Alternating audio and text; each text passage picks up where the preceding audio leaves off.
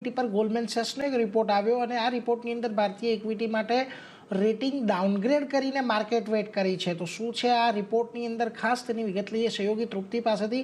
જી તૃપ્તિ, જણાવો આ ગોલ્ડમેન સેક્સની આ જે નવી ઇક્વિટી માટેની સ્ટ્રેટેજી આવી છે, શું મહત્વની વાત એમાં?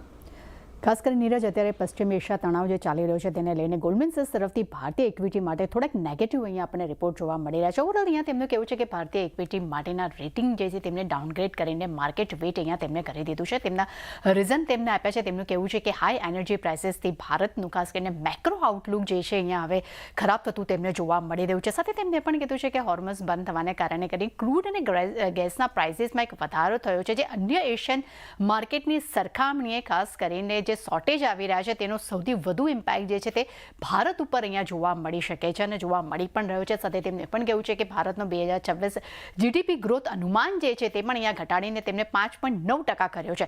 સાથે રિટેલ મોંઘવારી દરના અનુમાન તેમને લગભગ તેમને અહીંયા 70 બેસિસ પોઈન્ટનો અહીંયા તેમને ઉછાળો થવાની તેમને ધારણા રાખી છે. ત્યાં સાથે તેમને એ પણ કહેવું છે કે રૂપિયામાં જે નરમાશ આવી રહી છે તેનો પણ એક નેગેટિવ ઇમ્પેક્ટ જોવા મળી શકે છે અને 2026માં દરમાં એટલે કે રેટ ઓફ ઇન્ટરેસ્ટ જે છે તે લગભગ 50 બેસિસ પોઈન્ટ વધવાના સંકેતો તેઓ અહીંયા આપી રહ્યા છે. સાથે તેમના અર્નિંગ્સ આઉટલુક પર પણ તેમના તરફથી આપણને રિપોર્ટ આવતા જોવા મળ્યા છે. ત્યાં તેમનું કહેવું છે કે આગામી 2 વર્ષ માટે અર્નિંગ્સ અનુમાન જે છે ત્યાં પણ એક ઘટાડો જોવા મળી શકે છે.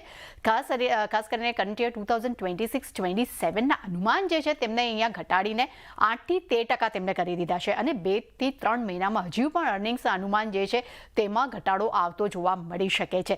ઓવરઓલ તેમને નિફ્ટીના લક્ષ્યની અગર જો વાત કરી છે તો ડેફિનેટલી નિફ્ટી માટે 12 મહિનાના લક્ષ્ય તેમને પહેલાં 29,300 આપ્યા હતા, તે ઘટાડીને સીધા તેમને હવે 25,900 કરી દીધા છે. એટલે સારું એવું ડિક્લાઇન તરફ અત્યારે આપણને જે છે નિફ્ટીના લક્ષ્ય ઘટતા જોવા મળી રહ્યા છે. તે સાથે તેમને સેક્ટર પર પણ પોતાના અહીંયા વેટેજ અને પોતાના રેટિંગ આપ્યા છે, જેમાં ખાસ કરીને બેંક છે, ત્યારે ટેલિકોમ કંપનીઓ છે, ડિફેન્સ છે, એનર્જી છે, તેના માટે તેઓ ઓવરવેટ રેટિંગ આપી રહ્યા છે. પરંતુ માર્કેટ વેટ તેમને ડ્યુરેબલ્સ અને ઓટો અને એનબીએફસીસ કંપની માટે આપ્યા છે અને ઓએમસીસ માટે તો તેઓ અંડરવેટ રેટિંગ આપણને આપતા જોવા મળી રહ્યા છે.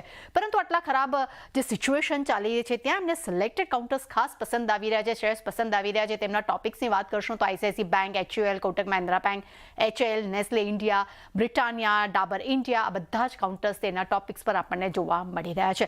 પરંતુ ઓવરઓલ પશ્ચિમ એશિયાના તણાવની જે પરિસ્થિતિ ચાલી રહી છે અને જે હિસાબે અત્યારે રૂપિયામાં અત્યારે રેકોર્ડ લો પર અહીંયા આપણને કન્ટિન્યુ એક પ્રેશર જોવા મળી રહ્યું છે. ક્રૂડ અને ગેસના પ્રાઇસ જે વધ્યા છે જેને કારણે કરીને તેમને ઇક્વિટી માર્કેટ માટેના તેમના રેટિંગ અહીંયા આપણને ડાઉનગ્રેડ થતા જોવા મળી રહ્યા છે.